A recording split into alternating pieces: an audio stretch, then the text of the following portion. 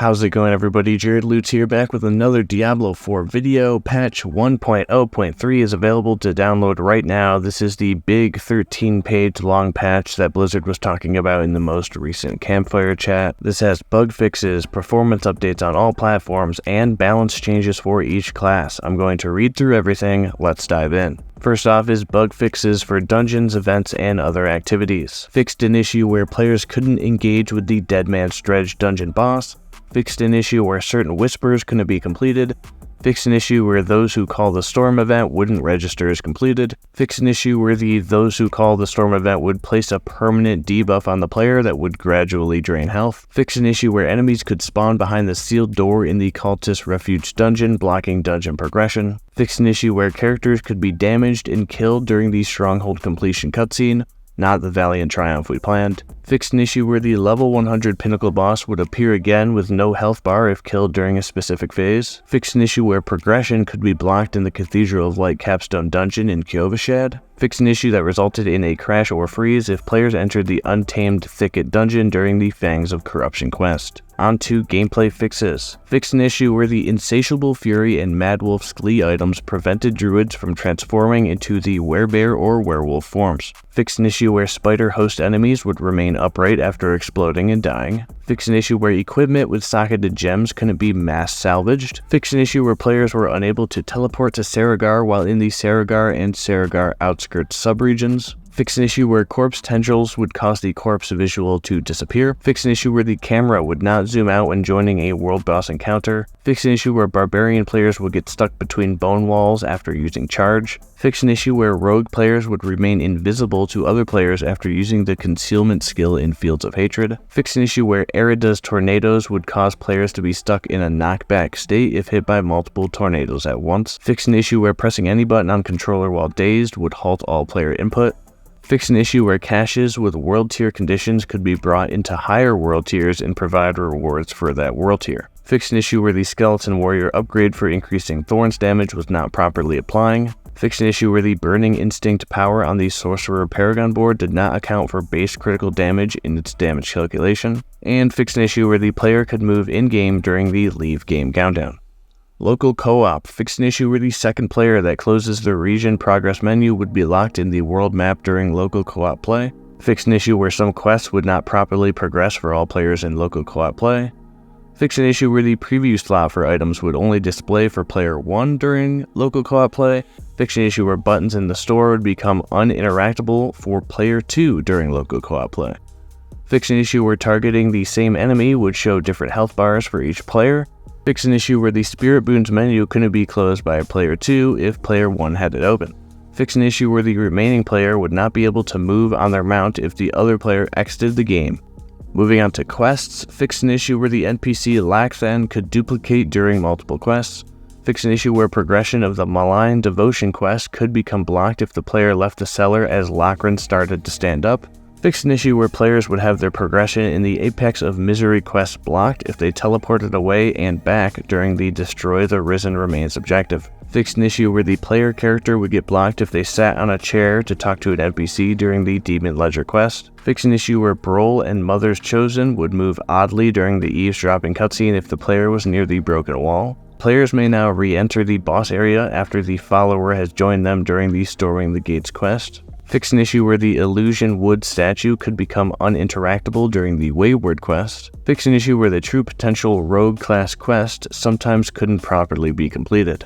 UI. Fix an issue where chat could be expanded even when chat is not visible. Fix an issue where a party member's HP bar would appear to be 0 if they left the vicinity of their party while not at full health. Thank the Lord. Fix an issue where the GPU not supported message would display broken text. Fix an issue where the particles for Druid Spirit Boons would persist after closing the associated menu. Fix an issue on Xbox consoles where the cross-network play notification would display in-game even if cross-network play was disabled. Fix an issue that displayed an empty notification to new players when world bosses appeared. Fix an issue where the potion upgrade icon would be missing when playing with a controller. Fixed an issue where the Town Portal progress bar would be visible while in menus. Fixed an issue on PC where the tab key would not open the map if the materials panel was open. Fixed an issue where the spur ability for mounts would display as not yet learned. Fixed an issue where the linked item menu would persist on screen when switching between keyboard and mouse input and controller input. Fixed an issue where players would receive improper messaging when undoing the deletion of a hardcore character. Fixed an issue where the interact wheel prompt would appear over vases near the Fates Retreat waypoint. Fixed an issue where the socket button would persist if the player swapped tabs. Fixed multiple instances where pins on the map from either a quest or the player would not function properly. Fixed multiple instances across a variety of menus where text wouldn't display properly. Fixed multiple issues with health bars not displaying accurately during PvP activities. Various other improvements to the UI experience, various localization fixes, and fixed an issue where the Purveyor of Curiosities menu would erroneously display item quality on some items. This didn't affect what item quality was available to gamble for. Miscellaneous. Fixed an issue where users couldn't create a clan when their language was set to Russian or Spanish. Fixed an issue where the shop would not properly load if the player dies while in checkout. Fixed an issue where multiple cutscenes would not play if the player engaged with them when in a party of 3 or more players on Xbox Series X, Xbox One, and PlayStation 4. Fixed an issue where the randomized look and swap body type actions in the shop didn't function when viewing cosmetic armor. Fixed an issue where the PlayStation 5 screen reader wouldn't function properly. Fixed an issue where emotes from the shop would not always function when used with a controller. Fixed an issue where the player character's eye would display improperly during the Lorath's cabin cutscene in the prologue. Various stability, performance, and visual improvements across all platforms. And fixed an issue where players using laptops with certain dedicated graphics cards would not be able to play the game. Okay, gameplay adjustments. This is the good stuff. Experience rewards. Significantly increase the experience awarded for completing Nightmare Dungeons. Significantly increase the experience gained from killing monsters in Nightmare Dungeons. Helltide chests now provides substantially more bonus experience when opened. Okay, that's nice. Significantly increased rewarded experience from completing individual whispers across the board. And fixed an issue where no experience was awarded for completing the holdout style event that can occur after finishing dungeon objectives. General changes: the Helltide roaming bosses will now more consistently drop higher quality loot. Wow, that's a great change because those bosses were basically pointless. Players can now teleport to their Nightmare Dungeon directly through the map, and the weekly bonus caches from world bosses no longer have a level requirement for opening. There's a developer's note here: we are currently working on increasing the monster and elite density of endgame content and plan to introduce this change early in Season 1. Awesome, so they do hear the community feedback on that one, okay. Now we've got the balance changes. Here's the developer's note before we dive in. We're continuing our efforts to make all class builds feel fun and powerful with another round of balance updates. In particular, we have seen community feedback stating that basic skills aren't impactful enough in combat. These changes will not change the fundamental relationship between basic skills and core skills, but we hope that they help smooth out the leveling experience while we explore additional ways to strengthen them. We are also increasing the power of some skills that players feel are lagging behind their peers. As we look forward to the future updates, we're monitoring other heavily discussed topics, such as minion survivability and build parity. Please keep sending us your feedback, and we'll see you in Sanctuary. Okay, so starting with Barbarian, we have the Lunging Strike skill. Base damage increased from 30 to 33%, and Fury generated increased from 9 to 10.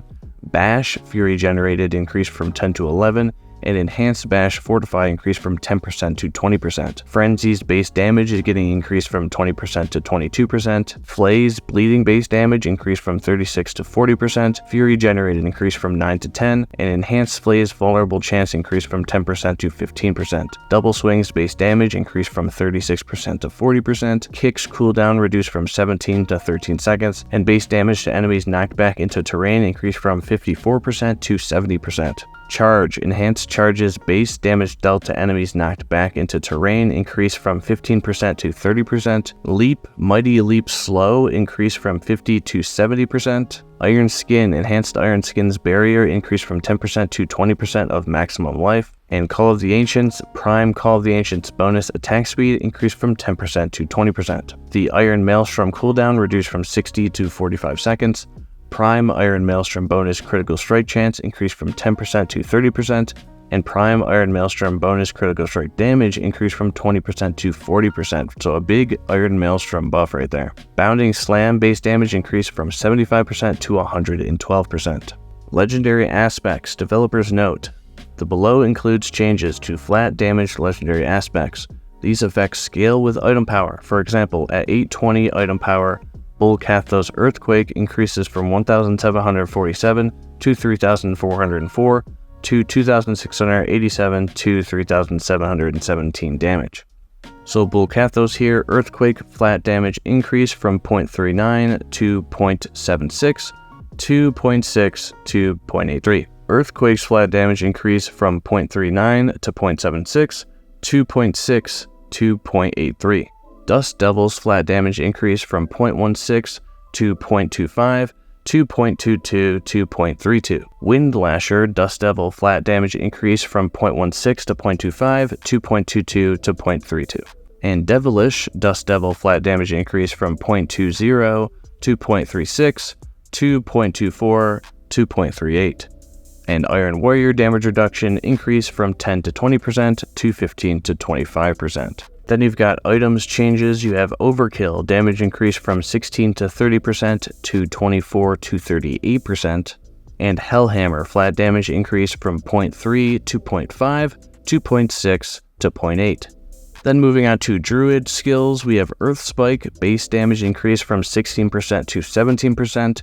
Spirit Generated increase from 10 to 11, and Fierce Earth Spike Fortify increase from 4% to 8%. Wind Shear base damage increase from 17% to 18%, Spirit Generated increase from 12 to 13, Claws base damage increase from 20% to 22%, Spirit Generated increase from 10 to 11, Wild Claw double attack chance increase from 10% to 15%, and Fierce Claw base damage increase from 10% to 15%.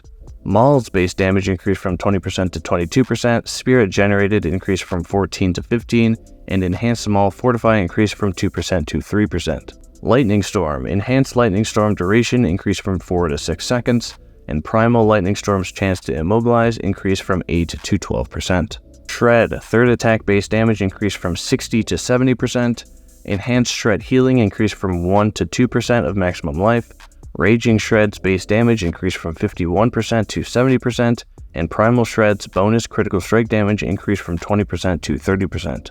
The Wolves cooldown reduced from 14 to 11 seconds, and Ferocious Wolfpack Lucky Hit Chance increased from 10% to 40%.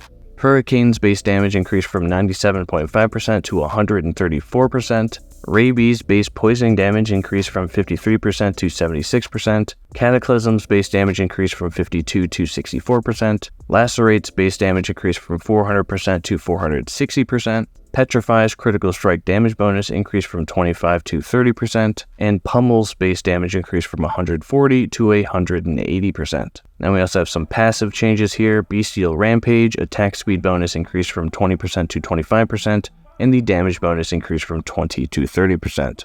Nature's Fury chance to cast a free spell increased from 20% to 30%. And Lupine Ferocity's damage bonus increased from 60% to 70%. Then Legendary Aspects, Runeworker's Conduit, flat damage increased from 1 to 1.4. Mangled chance increased from 20 to 30% to 30 to 40%. Seismic Shift's cooldown decreased from 2.5 to 1.5 to 2 to 1 seconds. And Blurred Beast damage increased from 60 to 90% to 70 to 100%. Moving on to Necromancer skills, Reap has a base damage increase from 12 to 13%, and Acolyte Reap's cooldown between corpses reduced from 5 to 4 seconds. Decompose base damage increased from 30 to 33%, base essence generated per second increased from 7 to 8, and corpses formed frequency increased from 2.5 to 2 seconds. Hemorrhage base damage increased from 25 to 27%, and essence generated increased from 8 to 9. Bone Splinters base damage increased from 8% to 9%, and essence generated increased from 6 to 7. Sever's initial base damage increased from 63 to 66%, and enhanced Sever's return base damage increased from 25 to 40%. Blood Lance's Supernatural Blood Lance overpower requirement reduced from 8 to 6 casts. Bone Prison's cooldown reduced from 20 to 18 seconds. Dreadful Bone Prison's Fortify increased from 5 to 8%. Iron Maiden's base damage increased from 10 to 20%, and Horrid Iron Maiden damage bonus increased from 15 to 20%. Corpse Tendrils. Blight Corpse Tendrils chance to spawn a blood orb increased from 30% to 35%. Bone Spikes base damage increased from 80 to 120%. Raised Skeleton and Golem minions will now always engage targets with a cast curse. And passives, Kalen's Edict, damage taken duration requirement reduced from 3 to 2 seconds. Rathma's Vigor, healthy duration requirement reduced from 15 to 12 seconds. Spiked Armor, Thorns increased from 0.08, 0.16, and 0.24 to 0.1, 0.2, and 0.3. And Legendary Aspects, Bursting Bone, flat damage increase from 0.022 to 0.03 to 0.045 to 0.06. Flesh Rending, Essence gained increased from 10 to 20 to 20 to 40. And Fast Blood, ultimate cooldown reduction increased from 0.5 to 1 to 1 to 1.5 seconds. Now the Rogue skills, Invigorating Strike base damage increased from 23 to 25%. Blade Shifts base damage increased from 15 to 16%. Heartseeker base damage increased from 22 to 24%.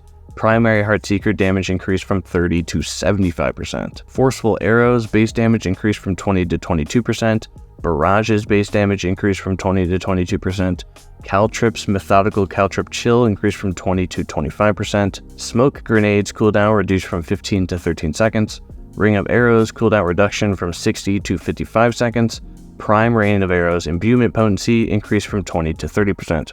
Bali's base damage increased from 70 to 105%. Then passives, Close Quarters Combat damage bonus increased from 20 to 30%. Legendary Aspects, Escape Artist cooldown decreased from 100 to 45 seconds. Umbrous, Lucky Hit chance to gain a Dark Shroud increased from 30 to 50% to 40 to 60%. And items, Eyes in the Dark, increased Death Trap cooldown reduced from 30 to 15% to 20 to 15%. And we're almost done. Last but not least, Sorcerer skills.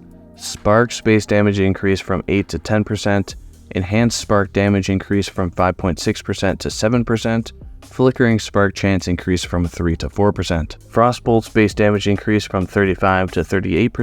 Firebolt's burning damage increased from 40 to 44%. Charged Bolt's base damage increased from 28 to 30%. Incinerate's base damage increased from 49 to 54%. Enhanced Incinerate damage increased from 15 to 25%.